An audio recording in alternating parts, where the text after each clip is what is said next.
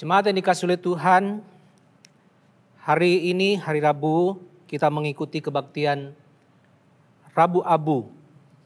Hari atau kebaktian Rabu Abu adalah 40 hari sebelum Paskah tanpa menghitung hari-hari Minggu, atau 44 hari termasuk hari Minggu sebelum hari Jumat Agung.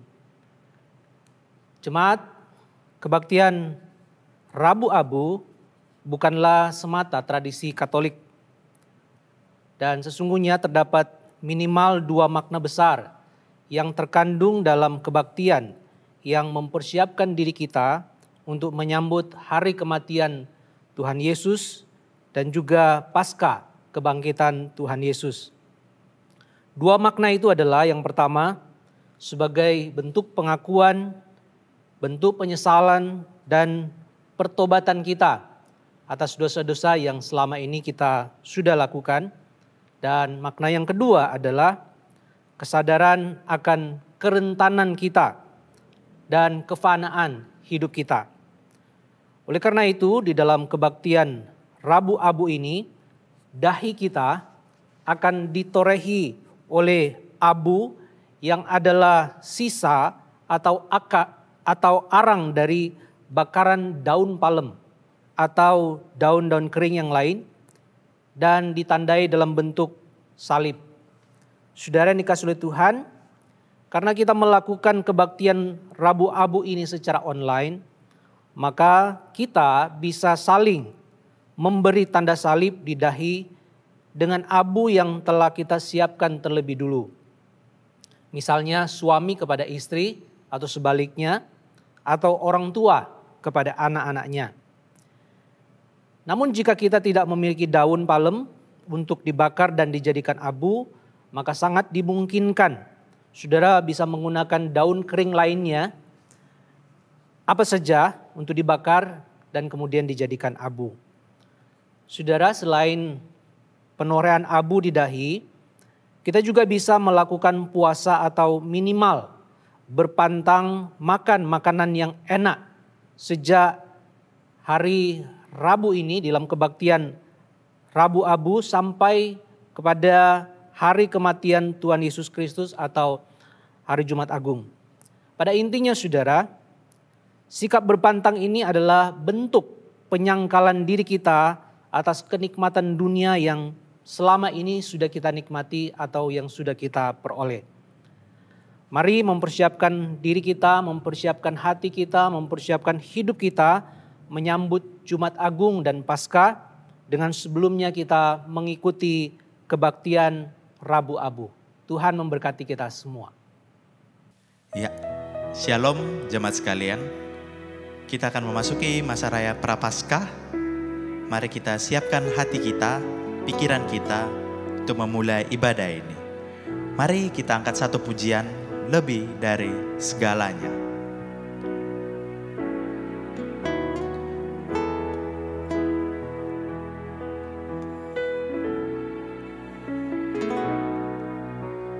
Basuh aku di dalam darah-Mu, anak domba.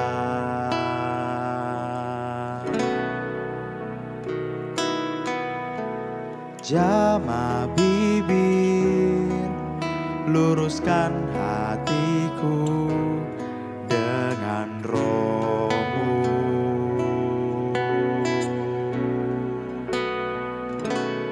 Ku rindu kemuliaan Tuhan, lebih dari segala harta. Jadikan ku hamba berkenan kepadamu.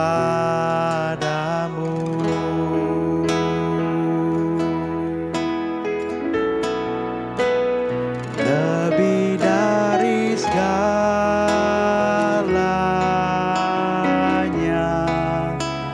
ku ingin Kau Tuhan.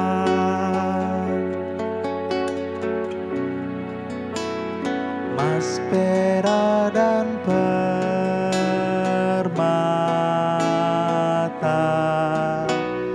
tiada artinya. Ku ingin lebih dekat,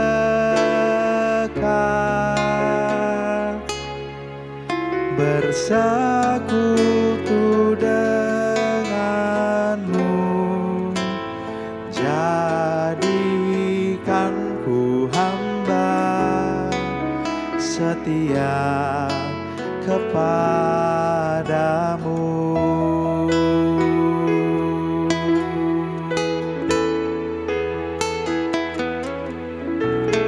Basuh aku di dalam darah-Mu, anak domba.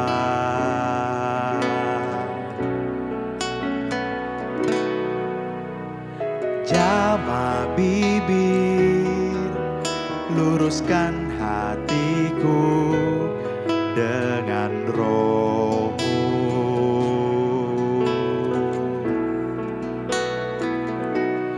Ku rindu kemuliaan Tuhan lebih dari segala harta. Jadikan ku hamba berkenan kepadamu.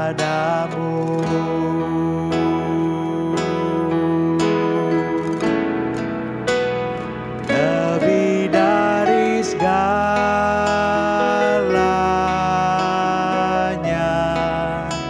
ku ingin Kau Tuhan.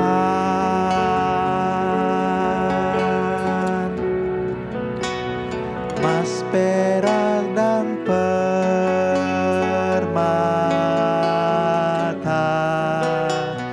tiada artinya.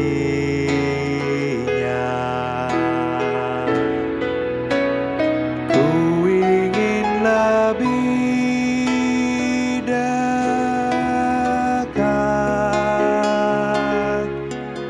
bersekutu denganmu.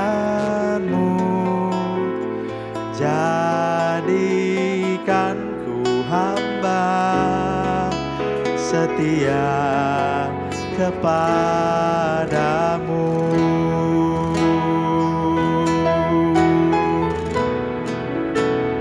Lebih dari segalanya,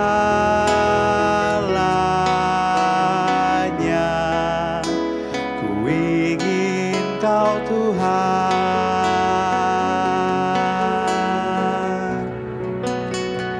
Mas, perak dan permata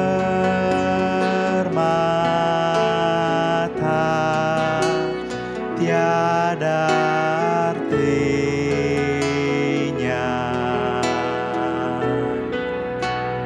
Ku ingin lebih dekat,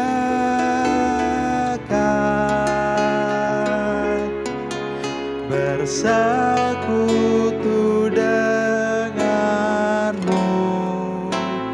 Jadikan ku hamba setia kepadamu.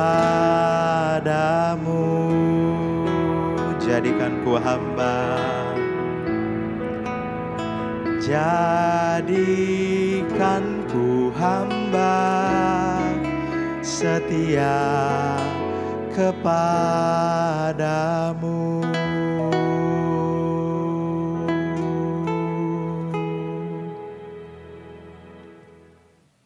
Ya, jemaat sekalian, firman Tuhan berkata dalam Roma pasal ketiga ayat 23, berkata demikian.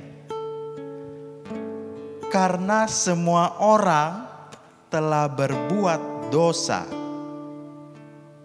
dan telah kehilangan kemuliaan Allah. Roma 7 ayat 15 dan ayat 18-19 berkata, sebab apa yang aku perbuat? Aku tidak tahu. Karena bukan apa yang aku kehendaki yang aku perbuat, tetapi apa yang aku benci, itulah yang aku perbuat. Sebab aku tahu bahwa di dalam aku, yaitu di dalam aku sebagai manusia, tidak ada sesuatu yang baik. Sebab kehendak memang ada di dalam aku, tetapi bukan hal berbuat apa yang baik. Sebab bukan apa yang aku kehendaki, yaitu yang baik, yang aku perbuat, melainkan apa yang tidak aku kehendaki, yaitu yang jahat, yang aku perbuat. Mari jemaat sekalian, kita renungkan ayat ini dengan berdoa. Bapa di dalam surga, Tuhan kami, sobat seperjalanan kami sadar Tuhan betapa berdosanya kami. Kami sadar meskipun kami telah mengetahui hal itu salah, hal itu menentang firman-Mu, tetapi kami masih melakukannya. Kerapuan daging kami seringkali menghancurkan roh yang ada dalam diri kami. Tuhan, sadarkanlah kami. Tuhan, sadarkanlah kami. Tolonglah kami Bapa, dalam kerapuan kami, dalam keberdosaan kami. Tolonglah kami ya Allah. Tolonglah kami Bapa. Tolonglah kami sobat setia. Amin. Mazmur pasal yang ke-8 ayat 4-5 berkata demikian. Jika aku melihat langit-Mu, buatan jari-Mu, bulan dan bintang-bintang yang Kau tempatkan, apakah manusia sehingga Engkau mengingatnya? Apakah anak manusia sehingga Engkau mengindahkannya? Mari jemaat sekalian, kita respon setiap firman Tuhan ini. Kita angkat satu pujian, sejauh timur dari barat.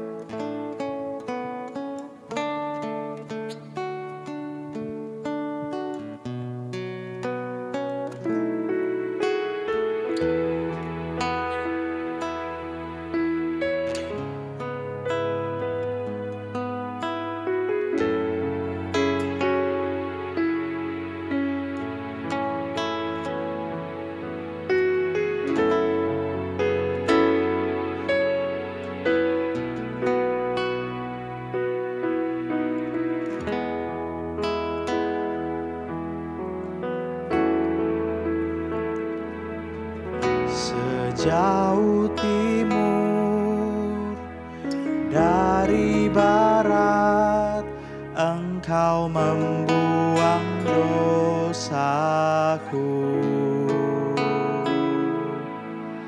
Tiada Kau ingat lagi pelanggaranku.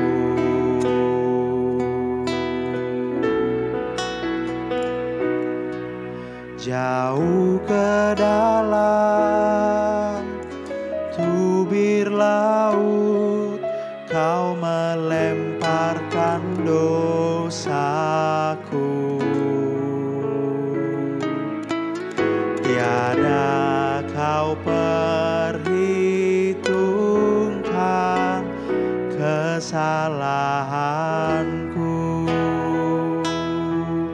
Kita akan nyanyikan ini dari awal. Sejauh timur dari barat, Engkau membuang dosaku. Tiada kau ingat lagi pelanggaranku.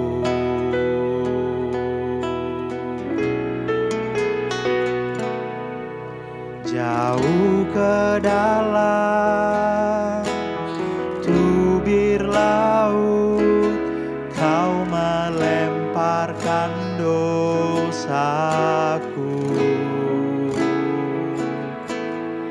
Tiada kau perhitungkan kesalahanku.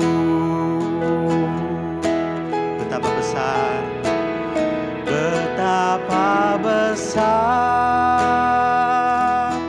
kasih pengampunanmu Tuhan. Tak kau pandang hina hati yang hancur.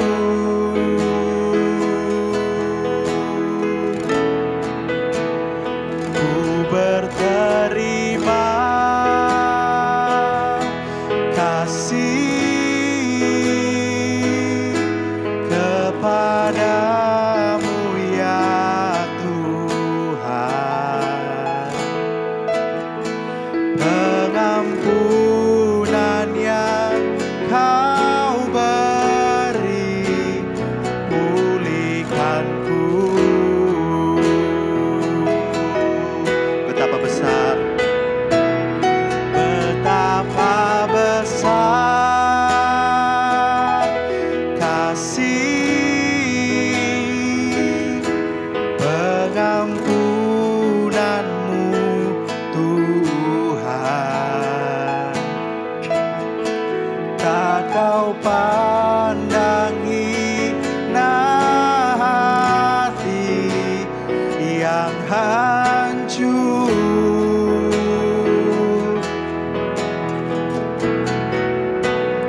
Ku berterima kasih kepadamu ya Tuhan. Pengampunan yang kau beri, pulihkanku. Betapa besar, betapa besar kasih pengampunanmu Tuhan. Tak kau pandang hina hati yang hancur.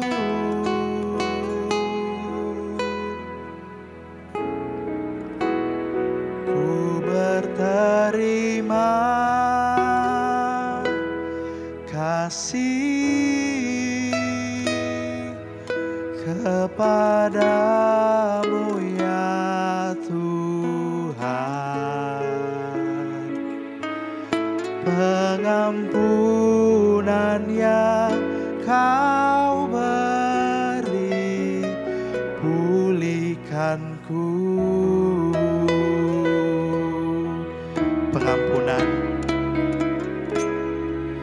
pengampunan yang kau beri, pulihkanku. Pengampunan, pengampunan yang kau beri, pulihkanku.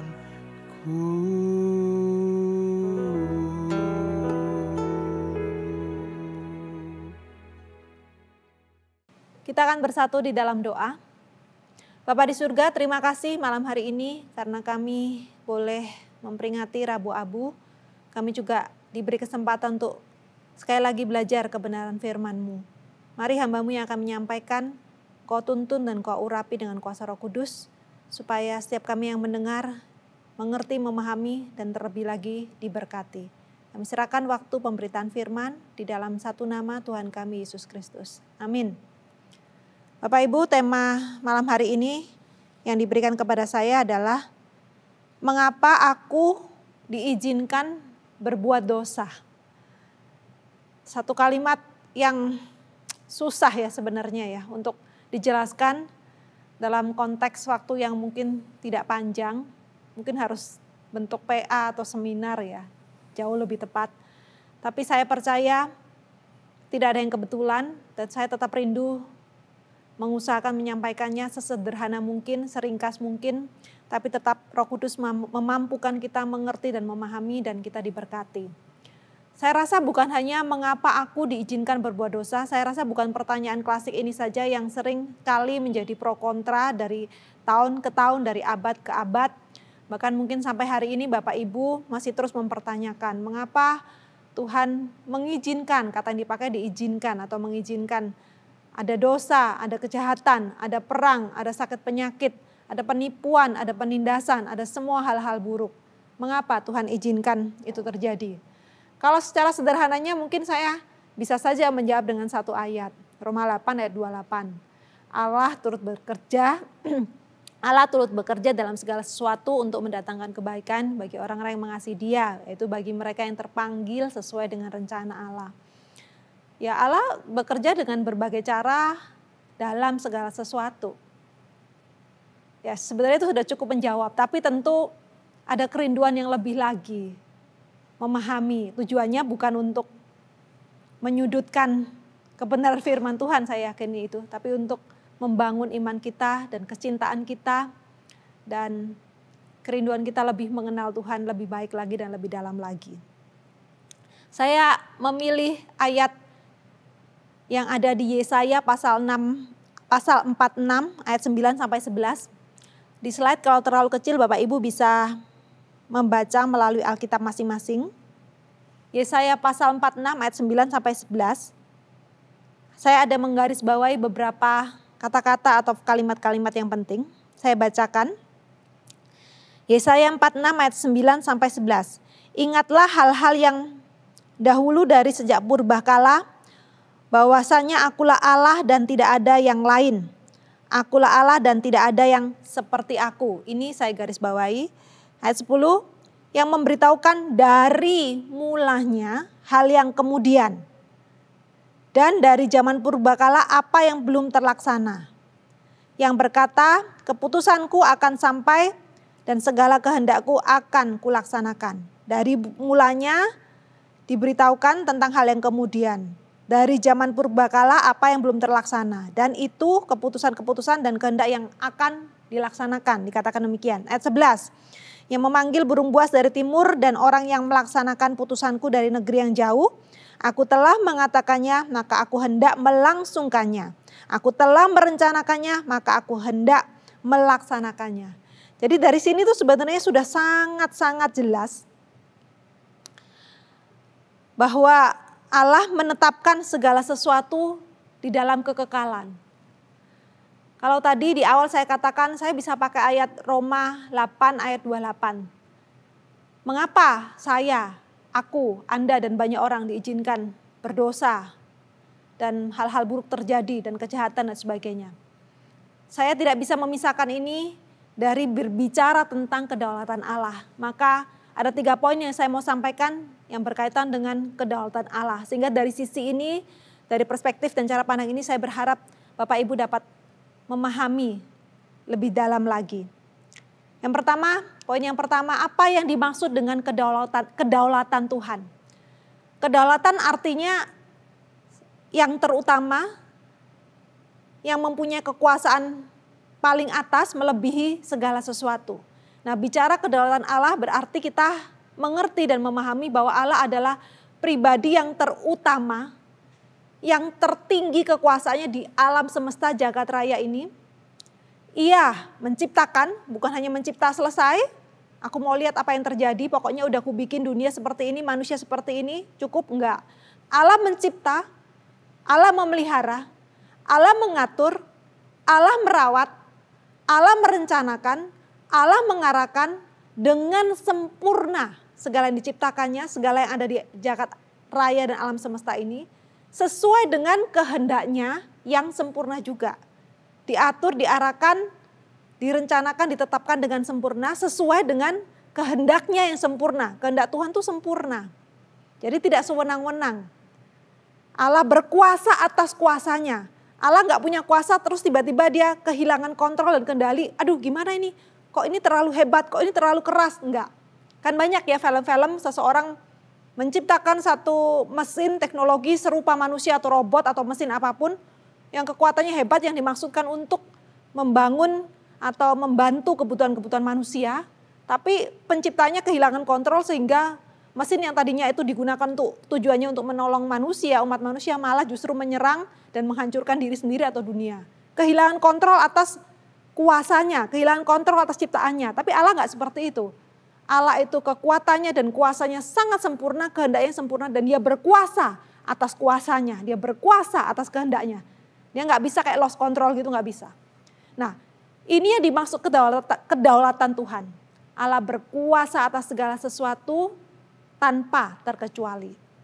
Saya rasa di poin yang pertama ini kita semua sepaham dan ngerti. Betul Bu, segala sesuatu Tuhan atur. Ya, segala sesuatu Tuhan yang urus. Segala sesuatu Tuhan bekerja, Tuhan yang mengendalikan. Jadi saya tidak terlalu lama di sini. Poin yang kedua, ini yang seringkali menjadi kesulitan bagi kita untuk memahami. Mencakup apa sajakah kedaulatan Tuhan? Alkitab dan ayat-ayat firman Tuhan sudah terlalu banyak dan cukup untuk menggambarkan bahwa kedaulatan Allah itu all inclusive. Segala sesuatu. Kita gampang kalau ngomong, hidup dan mati itu di tangan Tuhan, amin. Jodoh di tangan Tuhan, betul. Berkat pintu dibuka ditutup tangan Tuhan, betul. Ya, tapi Tuhan tuh bukan hanya mengatur hal seperti itu saja. Tuhan mengatur segala sesuatu, mengarahkan segala sesuatu, mengendalikan segala sesuatu kecil dan besar, yang kelihatan remeh maupun yang kelihatan fenomenal sekali. Hujan turun seberapa deras, udara seberapa dingin suhunya dan temperaturnya. Pelangi warna yang paling jelas yang mau ditonjolkan apa? Segala sesuatu partikel, planet, galaksi, seluruh dunia ini diatur dan ditetapkan di dalam kekekalan. Jadi yang tercakup di dalam kedaulatan Allah yang dikendalikan Allah itu apa saja? Semua proses kehidupan, semua makhluk ciptaan, semua kekuatan alam, semua peristiwa sejarah, dan seluruh partikel di jagat raya. Termasuk, nah ini kalimat terakhirnya yang mungkin agak menjadi sulit buat kita. Termasuk apa? Kejahatan, perang, hal-hal buruk, bencana, dan dosa. Nah, disinilah mulai jadi pertanyaan. Dosa Bu, kejahatan Bu, perang Bu. Masa Tuhan ikut mengendalikan? Masa Tuhan ada di balik semua peristiwa-peristiwa itu? Kan Tuhan itu baik.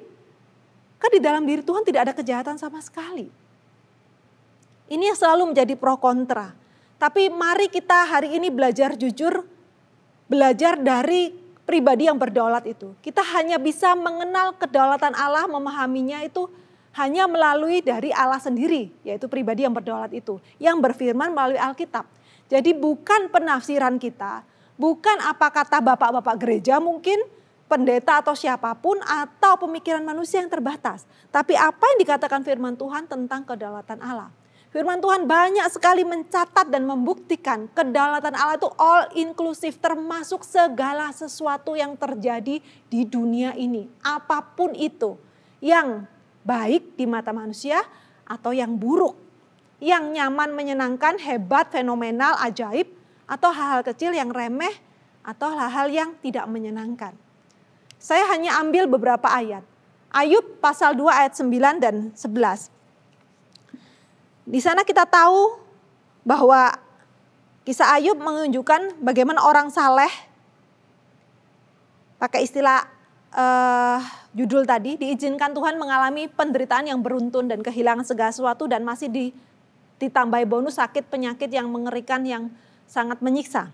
Lalu istri Ayub berkata seperti orang pada normalnya ketika melihat orang yang mengasihi Tuhan mengalami penderitaan. Sewajarnya marah, kekecewaan, terluka. Dan dia berkata, masih bertekunkah engkau dalam kesalahanmu? Kutukilah Allahmu dan matilah, kata istri Ayub. Ayub jawab, engkau berbicara seperti perempuan gila. Nah ini ayat poin selanjutnya. Apakah kita mau menerima yang baik dari Allah tetapi tidak mau menerima yang buruk? Dalam kesemuanya itu Ayub tidak berbuat dosa dengan bibirnya. Kalimat ini sudah jelas. Apakah kita mau menerima yang baik dari Allah tetapi tidak mau menerima yang buruk?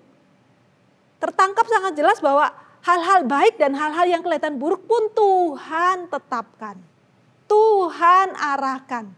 Tuhan kendalikan, termasuk perang, penindasan, iya, pembunuhan, pemerkosaan, kejahatan, dan dosa. Tuhan take control, semuanya Tuhan mengontrol dan mengendalikan dan mengawasi. Saya sangat berhati-hati menggunakan kata-kata ini ya. Tapi sejujurnya ini memang tidak mudah untuk kita terima. Tapi Alkitab yang katakan ini, maka kita percaya segala sesuatu tunduk di bawah kedaulatan Tuhan. Satu ayat lagi dari berbagai ayat yang sangat mendukung bahwa kedaulatan Tuhan itu all inclusive. Satu peristiwa yang ekstrim adalah kejahatan manusia yang membuat Tuhan Yesus, anak Allah yang diutus ke dunia, mati di kayu salib dengan penuh penderitaan. Di Kisah Para Rasul dikatakan dia yang diserahkan Allah menurut maksud dan rencananya. Telah kamu salibkan dan kamu bunuh oleh tangan bangsa-bangsa durhaka. Ada tangan bangsa-bangsa durhaka, ada tangan orang-orang jahat. Tapi ayat atau kalimat pertama dikatakan dengan jelas dia diserahkan Allah oleh maksud dan rencananya. Jadi sudah sangat jelas bahwa Allah itu kedaulatannya mencakup segala sesuatu. Saya tidak menihilkan atau meniadakan kehendak bebas. Kan manusia diberi kehendak bebas Bu untuk memilih. Kan manusia diberi akal budi untuk membedakan yang baik dan yang jahat. Saya tidak menihilkan itu loh. Saya juga tidak meniadakan, kan ada kuasa kegelapan juga Bu. Ada berbagai alasan dan ada berbagai motivasi untuk orang melakukan kejahatan dan terjadinya suatu hal-hal yang buruk. Saya tidak meniadakan dan menihilkan itu. Di satu sisi itu benar. Tapi jujur kita harus mengakui dan mengimani dan menerima bahwa Alkitab mengatakan itu pun di bawah kendali, kontrol, dan maksud dan kehendak dan rencana Tuhan yang menetapkan segala sesuatu di dalam kekekalan. Saya langsung poin yang ketiga saja. Bagaimana sikap hati dan hidup kita meresponi konsep kedaulatan Tuhan ini. Yang Alkitab sajikan, yang Alkitab minta dan kehendaki supaya kita percayai. Judulnya tadi menggunakan judul kata, mengapa aku diizinkan. Saya sering mengatakan Tuhan mengizinkan. Karena kalimat ini seperti paling mudah untuk menjaga persepsi-persepsi yang keliru. Tapi saya kagum dengan orang-orang reform yang sangat menjunjung dan menghormati the sovereignty of God, kedaulatan Tuhan. Mereka nggak pakai kata mengizinkan loh. Mereka pakai kata menetapkan. Hal-hal yang baik, hal-hal yang buruk Tuhan tetapkan. Mereka berani dengan tegas katakan begitu. Tuhan menetapkan dari kekekalan. Sesuai dengan maksud dan rencananya diarahkan untuk tujuannya yang mulia. Yang sekalipun kita tidak mengerti, tetapi itu Alkitab katakan secara jelas di bawah kontrol dan kedaulatan Tuhan. Sikap hati kita seharusnya adalah menerima dan mengakui dan menghidupi dan menghormati kedaulatan Tuhan dan membawa kita kepada penyembahan dan pemujaan yang lebih dalam. Kita nggak ekstrim ke kanan ke kiri dengan berkata, ya kalau semuanya sudah diatur nggak usahlah kita bekerja, nggak usahlah kita berdoa. Karena firman Tuhan juga mengatakan apa saja yang ditemui tanganmu untuk dikerjakan, kerjakan dengan sekuat tenaga. Lakukan segala sesuatu bukan untuk manusia tetapi untuk Tuhan. Tuhan juga katakan tetaplah berdoa, tekunlah berdoa, mengucap syukur senantiasa. Firman Tuhan juga katakan beritakan Injil, jadikan semua bangsa muridku. Kenapa diberitakan Injil? Gak gampang loh sekarang PI. Karena kalau Tuhan memang menghendaki dan sudah atur dalam rencana dan kekekalannya, kalau dia mau percaya aja. Dia mau bertobat aja. Ngapain kerja ngoyo-ngoyo? Kalau Tuhan mau berkati kan berkati aja. Mau berhasil, sukses kan semua sudah diatur Tuhan. Itu ekstrim yang salah. Tapi menghormati kedaulatan Tuhan tidak seharusnya membawa kita ke sana. Tapi menghormati dan mengakui kedaulatan Tuhan itu mengakui bahwa memang Allah berkuasa atas segala sesuatu. Tetapi di sisi lain Allah juga berkata bahwa hiduplah hidup dengan kebenaran firman Tuhan. Lakukan perintahku, lakukan kebaikan-kebaikan, lakukan firman Tuhan. Lakukan semua perintah-perintah, aturan-aturan yang aku bagikan dalam firman Tuhan. Bu, bagaimana menyatukan dan mengintegrasikan? Tuhan menetapkan, tapi Tuhan tidak menyebabkan dosa. Tuhan mengizinkan dosa, tapi Tuhan tidak bertanggung jawab atas dosa itu. Kalau kita mengakui dan menghormati Tuhan, kita tahu bahwa Tuhan tidak menghendaki kita menjawab dan mengetahui segala misteri tentang kedaulatan Tuhan. Tuhan tidak menghendaki itu kok. Malah Amsal bilang kemuliaan Allah adalah merahasiakan segala sesuatu. Ada ruang-ruang yang sengaja Tuhan buat misteri dan rahasia. Dan itulah ruang-ruang iman. Di 1 Petrus 1 ayat 8-9 di sana dikatakan apa? Sekalipun kamu belum pernah melihat dia namun kamu mengasihinya. Kamu percaya kepada dia sekalipun kamu sekarang tidak melihatnya. Kita itu belum melihat Tuhan tapi kita percaya. Kita bukan hanya percaya, kita belum lihat Tuhan, kita percaya, kita juga mengasihi Tuhan. Hebat gak ini? Kalau Tuhan gerakkan iman dalam hati kita, gak lihat pribadinya seperti apa. Tapi kita bisa percaya dia ada, kita bisa mengasihi dia. Bahkan dikatakan kita itu bersukacita dengan sukacita mulia yang tidak terkatakan. Karena ada tujuan iman bahwa kita tuh punya keyakinan akan keselamatan jiwa kita. Jadi seharusnya kalau kita mengasihi Tuhan, percaya kepada Tuhan, kita percaya Allah seutuhnya termasuk kedaulatannya. Walaupun kita tidak mengerti, kita menerimanya. Ada banyak hal dalam Alkitab yang kesannya bertentangan. Tidak perlu kita pertentangkan. Ada yang kelihatannya paradok tapi tidak perlu kita perdebatkan. Diterima dua-dua. Tidak bisa disatukan kesannya. Itu karena keterbatasan kita. Justru di sanalah titik buat kita bersyukur karena kita punya Allah yang kedaulatannya tidak mampu kita selami. Kalau kita mampu menyelami cara kerja Allah dengan sempurna dan termasuk kedaulatannya, saya rasa saya mungkin memilih tidak akan menyembah Allah. Karena Allah sama manusia kok sama ilmunya, kemampuannya, kedaulatannya, otoritasnya, mampu diselami dengan mudah, itu bukan Allah.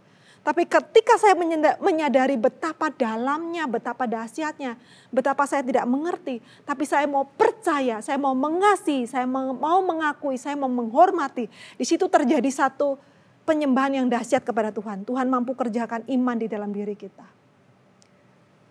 Di malam peringatan Rabu Abu ini, saya tidak tahu apa yang sedang Bapak Ibu gumulkan dan renungkan. Mungkin ada kegagalan, ada penyesalan, ada dosa, ada hal-hal buruk yang terjadi. Dan saudara mempertanyakan itu kepada Tuhan. Mengapa Tuhan izinkan terjadi? Mengapa Tuhan biarkan ini terjadi? Mengapa Tuhan biarkan aku menderita, sakit, gagal, rugi, dan sebagainya. Bahkan mengizinkan saya atau orang lain berdosa yang akibatnya dampaknya membuat kehidupan saya menjadi sangat buruk dan menderita dan tersiksa. Hari ini Tuhan katakan tidak ada satupun yang luput di dalam kontrol kuasa dan kedaulatan Tuhan. Kita tidak mengerti, tapi kita tahu segala sesuatu yang tunduk di bawah kedaulatan Tuhan itu berarti masuk dalam rencana kekekalan Allah, masuk dalam rencana dan kehendaknya yang mulia, yang indah pada akhirnya. Kiranya Tuhan menolong kita semua. Mari kita bersatu di dalam doa. Tuhan, kami sungguh bersyukur kalau kami diingatkan bahwa segala sesuatu ini Tuhan yang kontrol, Tuhan yang kendalikan. Tidak mudah bagi kami untuk menerima, memahami, mengakui apalagi menghormati.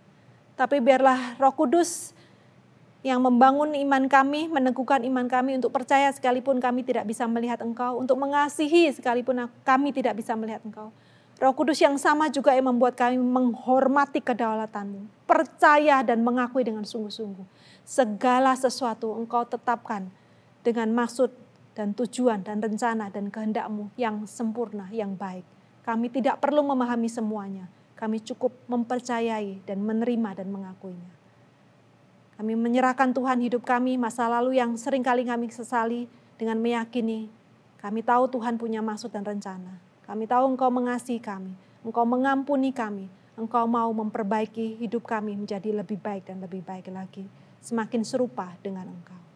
Dalam nama Tuhan Yesus kami berdoa. Amin. Jemaat yang dikasihi oleh Tuhan, pada waktu kita akan menorehkan abu di dahi suami atau istri kita, bentuklah tanda salib dari atas ke bawah, kemudian dari samping kiri ke kanan. Biar setelah itu kita bergantian melakukannya. Saudara yang dikasihi oleh Tuhan,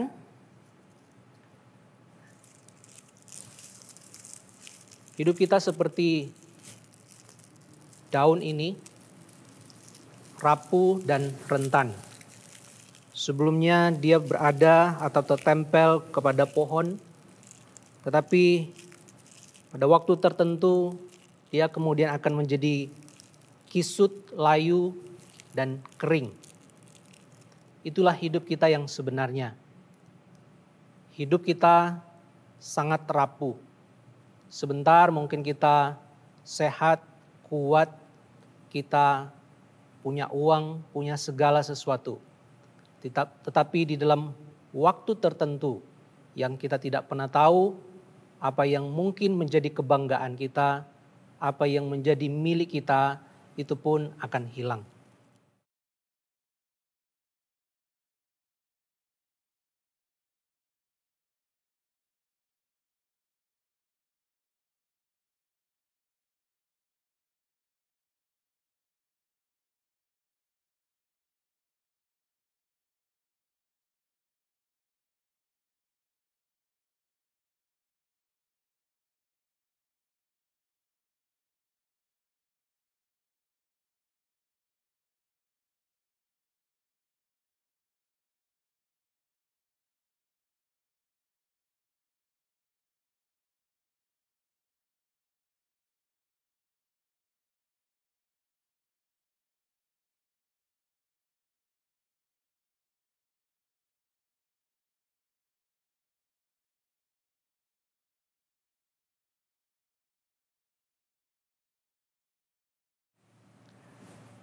Saya mengundang istri saya untuk maju ke depan.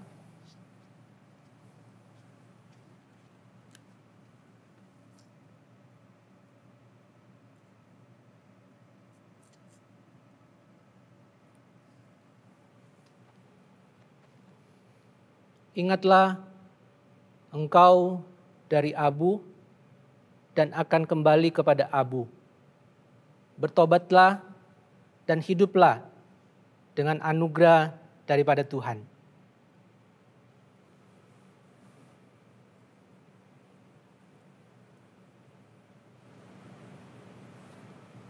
Ingatlah bahwa engkau dari abu dan akan kembali kepada abu. Bertobatlah dan kembalilah, memohon anugerah Tuhan, diampuni segala kesalahanmu, dan hidup benar dan kudus sesuai kebenaran firman Tuhan. Amin. Jemaat yang dikasihi oleh Tuhan, mari kita datang kepada Tuhan.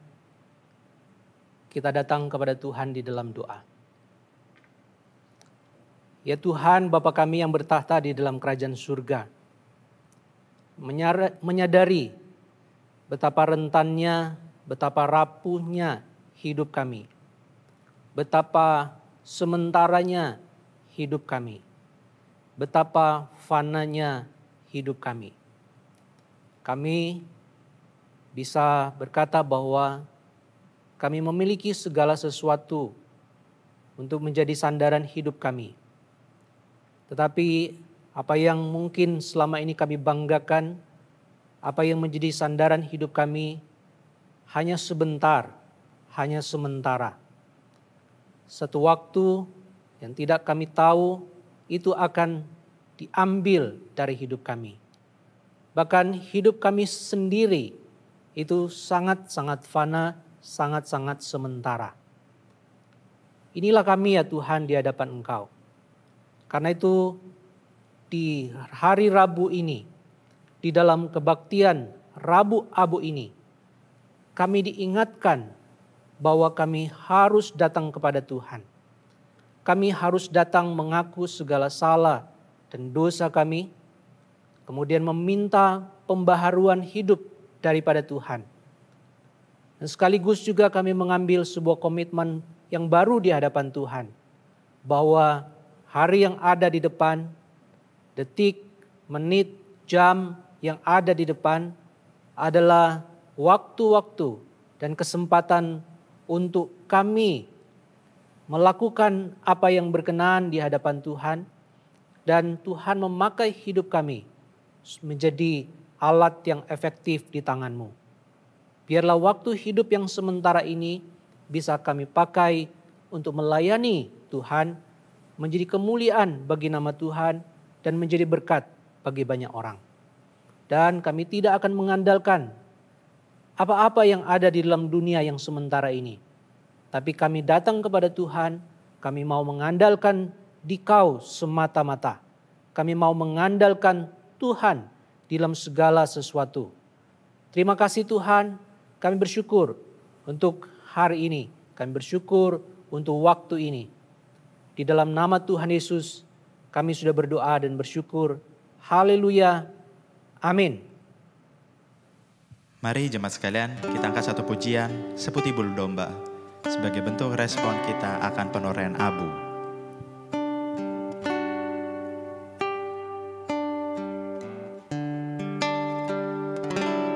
Tak kau lupakan diriku,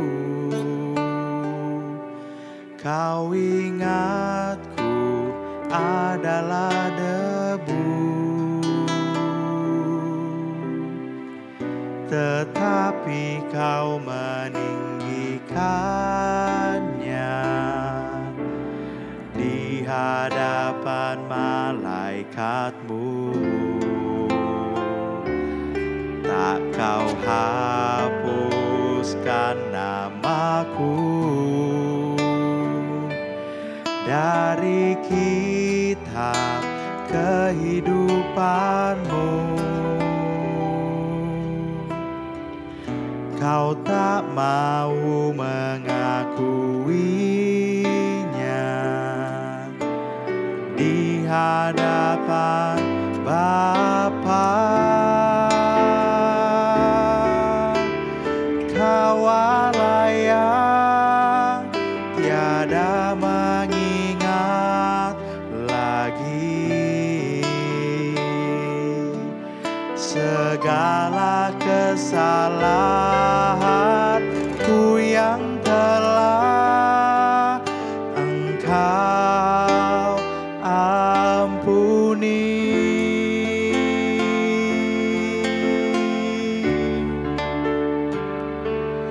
Walau dosaku merah bakain kesumba, Engkau menjadikanku putih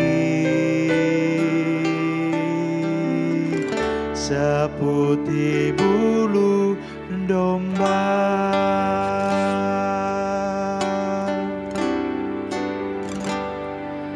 Tak kau lupakan diriku, kau ingatku adalah debu, kau tak malu meninggikannya di hadapan malaikatmu. Tak kau hapuskan namaku dari kitab kehidupanmu. Kau tak malu mengakuinya di hadapan Bapa. Kau Allah yang tiada mengingat lagi segala kesalahanku yang telah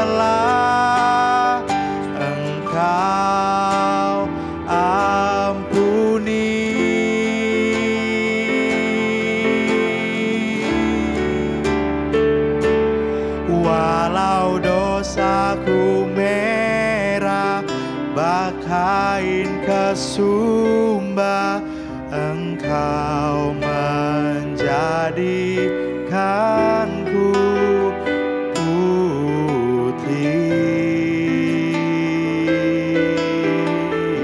seputih bulu.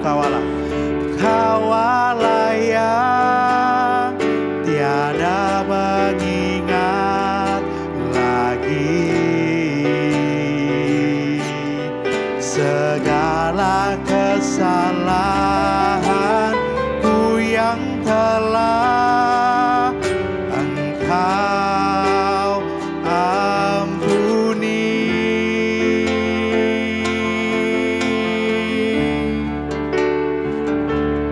Walau dosaku merah kain kesumba, Engkau menjadikanku putih seputih bulu domba.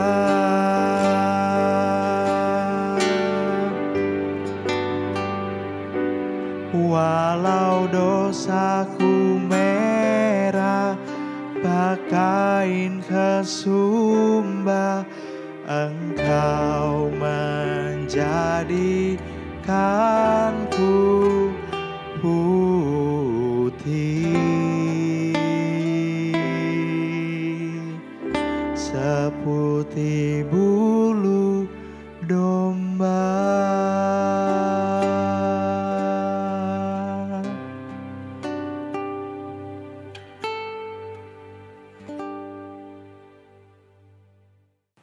Sekarang jemaat yang dikasihi oleh Tuhan, arahkan hatimu kepada Tuhan dan terimalah berkat daripada Tuhan. Kiranya kasih karunia dari Allah Bapa di surga, cinta kasih yang dinyatakan oleh Tuhan Yesus Kristus melalui kematian, melalui pengorbanannya di atas kayu salib, dan penyertaan yang sempurna dari Allah Roh Kudus akan tinggal tetap di dalam kehidupanmu mulai saat ini sampai selama-lamanya. Haleluya. Amin.